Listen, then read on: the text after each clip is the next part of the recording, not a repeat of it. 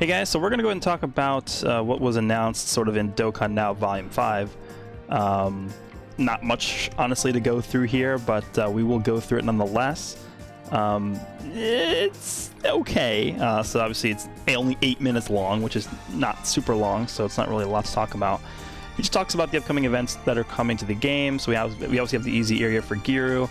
We have the EZA coming for B-Pan as well, and then if you guys didn't know, we are going to be getting an EZA for the Kid Trunks, that's the Great Saiyaman, and then Pan and Grandpa Gohan. Those units did EZA on JP a few weeks ago now, right? I think they actually came out alongside the GT Super Saiyan Goku and Vegeta, so they're a few weeks behind on Global, but they're coming soon, and that's pretty much he literally goes through these two EZA events, and he's like, what does he say? He's like, oh, that's everything. Yeah, that's all for the new event, the new event announcement. It's like, okay, it's like 2 events, but all right. Actually, I don't think it's only like 1 event. All right, so we have a new LR coming. It's Super 17. We knew it was going to be one of the GT boss units. That's pretty much what we knew. My prediction was Baby, so I was wrong. It was Super 17. It could have also been Omega, but I think they're saving Omega for a bigger celebration, which is why they decided to do Super 17 now, probably because he's the least hype, I would say, of the 3 main GT bosses of GT. Obviously, those 3 units, Super 17, Baby, and Omega. I think Omega probably is the most hype. That's why they're saving him, because they can pair him up with someone more hype, also with Super Saiyan 4 Gogeta and stuff like that. But here are the super attacks for Super 17. We'll take a look at his details in a second, but he is the GT boss's leader that we were waiting for. He is also coming out on both Global and JP at the same time. So this is not strictly a Global first. This is just happening on both versions at the same time. So let's just see if we can go to his details here. The one thing I will say is that they posted the details on their Twitter account like 30 minutes before this came out. It was on the JP Twitter account, actually. And it's like, you could have just waited. And then on top of that, they posted the Twitter for the global version at the same time that this Dokkan Now released. So it's like, what was the point of the Dokkan Now? Is there's actually like there's no reason to even have this up if you're just gonna post on Twitter, because all the information that we knew from this Dokkan Now was like, the only new info was this guy. Everything else is kind of just, we already knew. Like we knew about the EZAs for the free units, we knew about the EZA for B-Pan, and it's like, sure, they mentioned it, but we already knew it was coming. So anyway, this guy's Extreme Tech, which, yeah, we'll talk about that in a second. Categories are androids, artificial life forms, target Goku, inhuman deeds, power absorption, and GT bosses. So his categories definitely are not bad, considering his character. Let's go to his passive. So here's his passive. Attack and defense plus 170%, which is very good. Plus an additional attack and defense plus 70% per android's category ally, self-excluded, attacking in the same turn. Plus an additional attack and defense plus 70% per target Goku category ally, self-excluded, attacking in the same turn. And then reduces damage received by 70%, plus an additional, plus an additional attack plus 70% for 3 turns after that turn in which an attack was received. So let's say he's in slot 1. He receives an attack in slot 1. He's going to be getting the 70% damage reduction and attack for 3 turns starting at the end of that turn.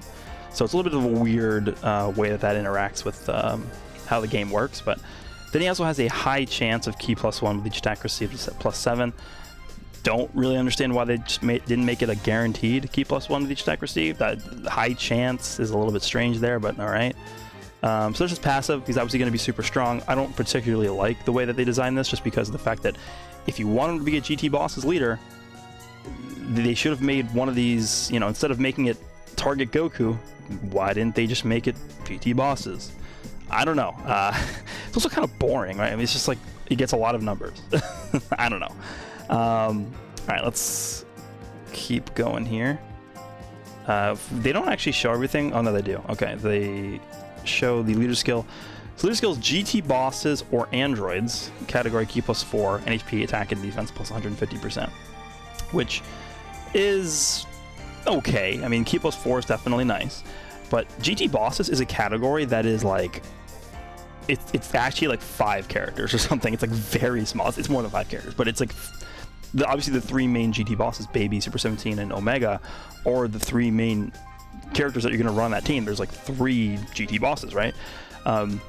They include other GT enemies that exist in the game, or that exist in GT, but I don't really understand the reasoning behind why they decided to make the category, the leader skill, so restrictive. Why not make it GT bosses, or at least Inhuman Deeds? Because androids, this is like our 4th or 5th androids leader.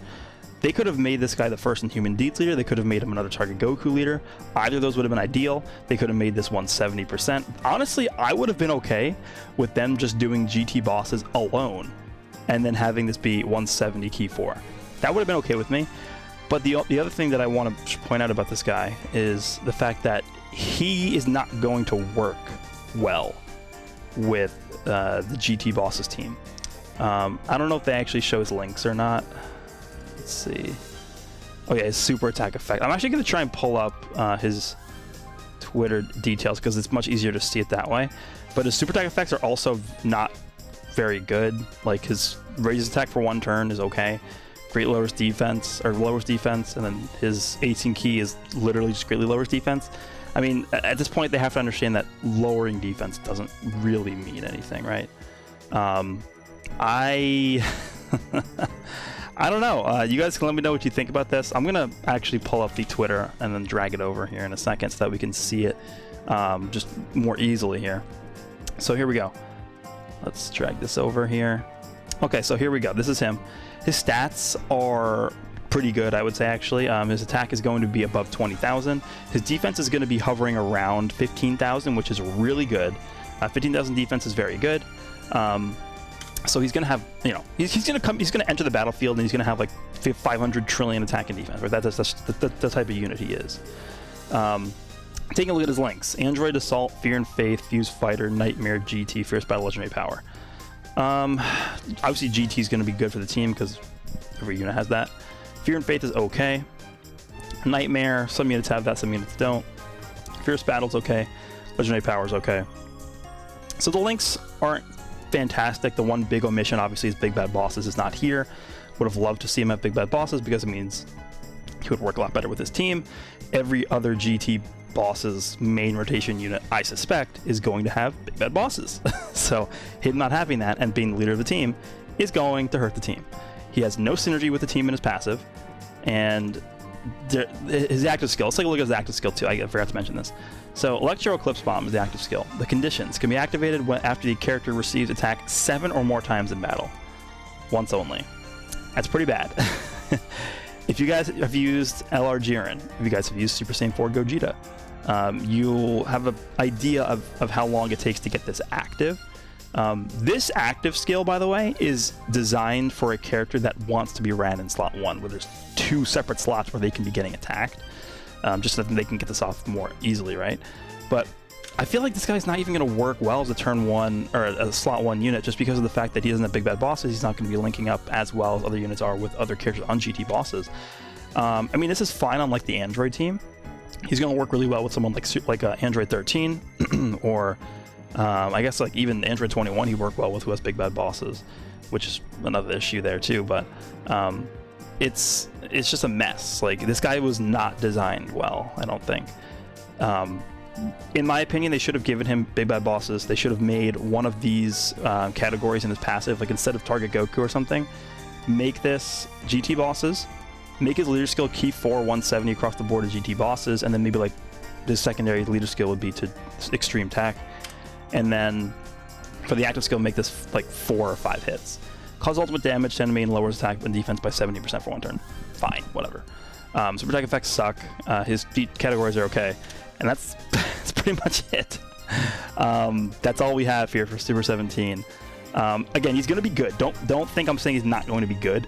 It's just I expected them to create a unit that would be better suited for the GT Bosses team. This guy is not well suited or not well equipped to be a main rotation leader unit for the GT Bosses team. He's just not. So I would have liked them to do that. They very easily could have given him Big Bad Bosses. The AGL one obviously does not have it, but the SSR free-to-play Super 17s do. So it's not another question for them to give him Big Bad Bosses. Honestly, I would have preferred if they gave him Big Bad Bosses and then maybe lowered this to like 140% or something. That would have been way better for him and his team. But the other thing they did mention in here is There is a new producer, so Sho is stepping down as the global producer, and then we're getting a new producer, Koto. So this is her. So I guess it was her that was pushing for Golden Week to be a sort of a shared celebration between Global and JP. So hopefully this is good news for us. Goodbye, Sho, and then welcome to Koto. Hopefully that means that we're going to be getting some good stuff here on Global soon. So the last thing I do want to mention real quick is they actually did not talk about this at all. We are getting server maintenance on the 24th through the 25th. This is 10.5 hour maintenance, I think. So yeah, it says this is 10.5 hour maintenance. So it's a long maintenance. I expect this to be version 4.16 on Global, which on JP was the same name update. It allows you to run the same name characters on the same team with each other. They can't link up, but you can still run them together. This is going to be the Gacha Coin update, where if you pull characters on a banner, you can actually trade them for certain Gacha Coins, depending on what type of banner you pulled them on. It's also Peton Battle, which is basically Legends Adventure system in Dokkan. And then finally, there is a new mechanic that allows you to stack units in your box, so it makes it easier to store your box. So that's pretty much all we have here. Let me know down below what you guys think about the Super 17. I expect it'll be coming out tomorrow, so that should be pretty cool. You know, for those who want to summon for Super 17. Again, I'm not super impressed by what they did with him here. I wish they would have just made him more oriented for the GT bosses category, but unfortunately they didn't. So there we go. Hope you guys enjoyed, and I'll see you all in the next one.